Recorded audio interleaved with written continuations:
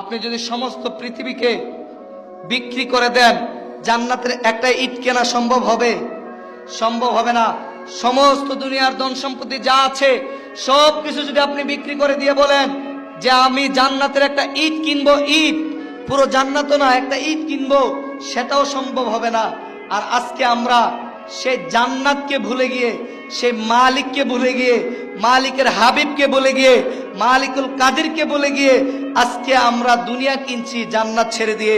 এই জন্য মাওলানা রুমি বলছেন যে তুমি দুনিয়াতে থাকতে পরকালের চিন্তা করো, দুনিয়াতে থাকতে আখিরাতের চিন্তা করো, দুনিয়াতে থাকতে কবরের চিন্তা করো, দুনিয়াতে থাকতে কবর নিয়ে ভাবো, দুনিয়াতে থাকতে আখিরাতে তোমার বাসস্থান কোথায় হবে সেটা নিয়ে ভাবো।